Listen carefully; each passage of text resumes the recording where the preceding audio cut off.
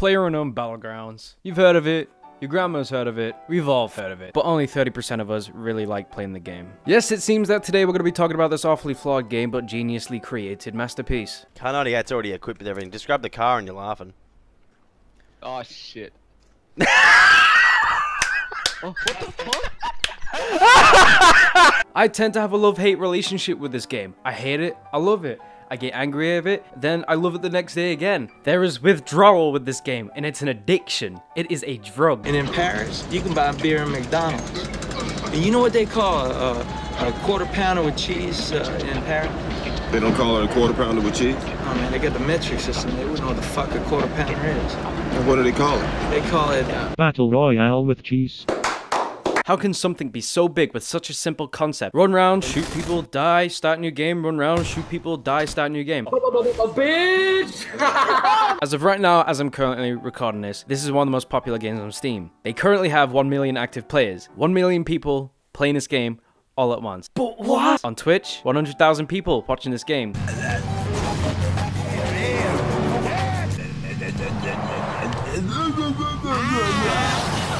And we've also seen this concept before, but with less attention. But also with this game gaining popularity, you're bound to get some bootlegs. Oh! Oh! Oh! Let's go back in time to 1942, where it all started.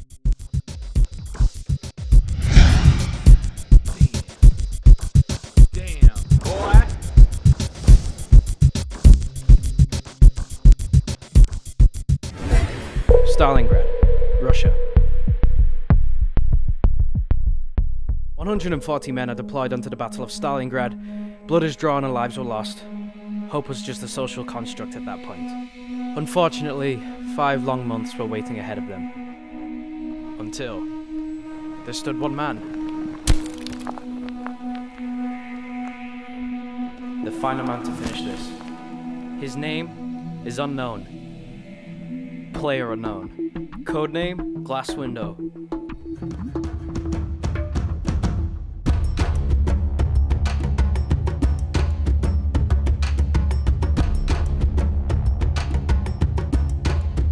Brendan Green left Stalingrad alone, distraught and full of anger. He logged onto Twitter and began to vent about how the Nazis are cooks and their ideology sucks.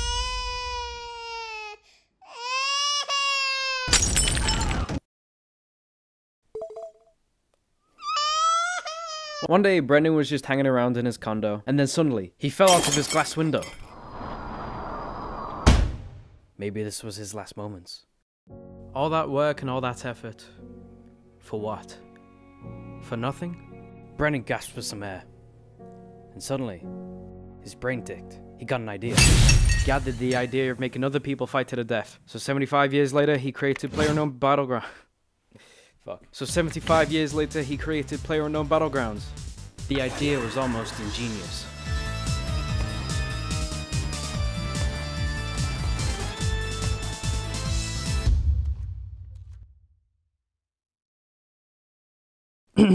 I'm taking a bite out of my hot dog. He's pushing up, he's peeking left. Tango down. Battle Royale was actually a 2000 release movie based off a 1999 novel. It stars Bruce Lee and Jackie Chan as our heroes. It depicts a collective group of 42 classmates that have been chosen for a government experiment and are sent to fight for their lives. They are delivered to an arena, which is a large island isolated from any other civilization. And they are also given tools and weapons to aid their survival, such as pot lids. Fucking pot lids. I'm sick of these K-movies stealing ideas and plagiarizing off of other people's creations. Scumfucks. すぐに外に出てください。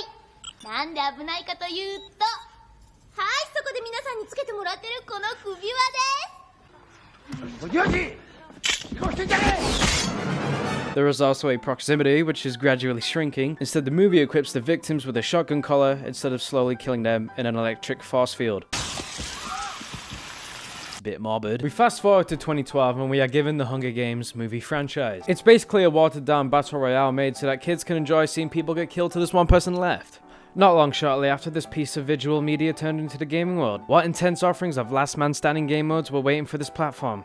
Well, a Minecraft mod. Hey there guys, Linemaker here from Linemaker Studios, bringing you once again another episode of That is as immersive as it got during that time. That was the peak of Last Man Standing / Battle Royale games. Along later arrived a realistic war game by the name of Armor. This game was full of hardware bugs and gameplay that felt as stiff as Viagra effects and almost required you to own an Alienware laptop just to run. Soon, a man known as Brendan PlayerUnknown Green slid into the scene. He told his disciples, "Let there be battle for the Royale." Here it is, the first of its kind. A Battlegrounds mod under the name of Battle Royale, in an almost realistic type shooter with the clunky and over-excessive controls to cope with, just to get that epic moment for upvotes and Reddit gold. What a fucking... No way, you just gotta love this and get somebody Despite all the frame rate issues and the complicated controls, that didn't really stop the genre into game popularity. People were already streaming it and there were plenty of servers to go around. The rise of Battlegrounds was just starting. Comes around 2014, Sony Online Entertainment decided to announce their game coming out for the PlayStation 4, H1Z1. It was basically another regurgitated game where you just survive with zombies and build camps, nothing new. And even still, to this day, have they not even released a beta, early access, or 1.0 for the PlayStation 4. Because their game is dead. What also happened to it? Everyone started caring less about survival, because a Battle Royale game mode was released for the game. That game mode originally started out as a mod, and guess who made it? Brendan Green! The Battle Royale mod developed into an official game mode, which was ultimately more successful than the original survival game mode, and that had garnered the game more sales. Later down the line in 2016, the two game modes split into their own standalone games, and they decided to charge you double the price of the initial game, just to have both game modes. Despite that, the start for the standalone version of Battle Royale, which was then renamed to King of the Kill, which was then also renamed to H1Z1 because of Chinese laws, had a great start. It was colourful, it was more saturated, it felt more arcadey, honestly, it was different and it was fun compared to the other grimy and serious Battlegrounds games. This one was quicker and more fast paced, you had to be on your toes a lot more compared to Arma 3.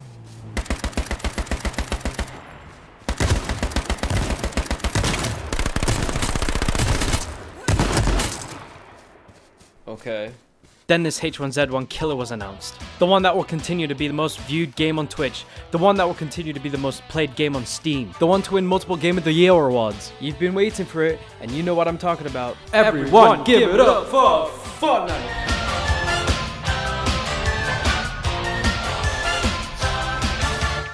Fortnite is just as colourful and more saturated than H1Z1. Don't even chat shit about it. I mean, look at this shit. You get to build stuff and fucking kill people with traps, with booby traps. I mean, shit, there ain't any bullet drop, there ain't no stiff movement, the frame rate is good. It's just an overall good game. I mean, what is there much to say about it? Ever since I hooked up with the great Fortnite, I have never been more alone. I have nothing! Oh yeah, PlayerUnknown Battlegrounds. PlayerUnknown Battlegrounds was released around early 2017, spawning a lot of controversy surrounding the developers, design choices, game issues, bugs, cheaters, and even racism. Fucking racism. With additional quotation marks, of course. First off, the movement on this game is pretty stiff, it feels pretty slow. Over a certain amount of time you start to get used to it and it's like flying a bike. The aiming and combat I found to be similar to Metal Gear Solid, specifically Metal Gear Solid 5. You could either aim down in third person by holding down the right mouse, or you either toggle a button or press a button to go into first person sights. There are two options for you to choose from whether you want to play PUBG. You could either play it in third person or first person. Third person just lets you switch between first and third. First person only just lets you play in first person, so it's locked, which can make the game a little harder because your peripheral vision is drastically shrink, but everyone else suffers the same issues, so it's balanced out. Battlegrounds is plastered in flaws ranging from bugs, cheaters. Oh, what? What? Oh, gros! Oh, je vais te bloquer ça! And unfairly banning people. Although Bluehole claimed they are trying their hardest to resolve these crippling issues, no matter how hard they try, it doesn't seem like there is any definitive way to erase them fully. Because there are new methods for cheaters that come up, and a new bug is later found within every patch. I've made a diagram to try and explain to you about it. I've put so much detail into it to try to explain, you know, what I'm trying to tell you a bit easier. So I want you to take a look at this and just soak it in, try digest what I'm trying to, you know, converse over to you. Take a good look at it, and you'll understand what I'm talking about. So everyone has given Bluehole all this shit for all these issues. And the ironic part about it, which I've found out, is the same people that tend to complain continue to play their game. The majority will leave negative reviews despite the issue the game currently holds, and they probably enjoy it. I mean, why wouldn't they enjoy it? They're still playing the game, but they're still complaining about it. But if they're playing the game, they obviously enjoy it. Don't even tell me otherwise, because if you don't like it, you wouldn't play it. And I can tell you why. This genre, this game mode, to win this game mode, you have to be the last one standing. Boom! Bitch! And since that is such a high-held title, everyone is pushing for it. The usual scenarios where someone is fairly through and they're in the top last 20 and they think they can make it. And then within 5 minutes of being in the last 20, they die.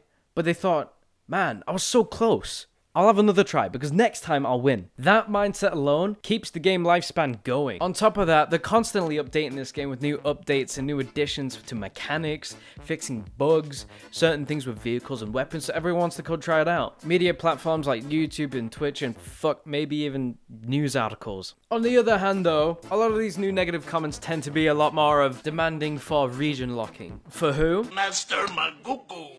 The Chinese. God damn it. So there's a new issue going around where Chinese players are coming onto the European and United States servers, but that causes an issue because there's such a distance between these three lands that syncing and netcoding will never be together or up to par. So they want region locking to help compensate for this. They want to lock Chinese players to Asian or Chinese servers. And this brings me into another point of irony. This has happened before, but with H1Z1. Everyone wanted region locking to solve all these issues with netcode and synchronization, but once they added it, they got a ton of slack for it.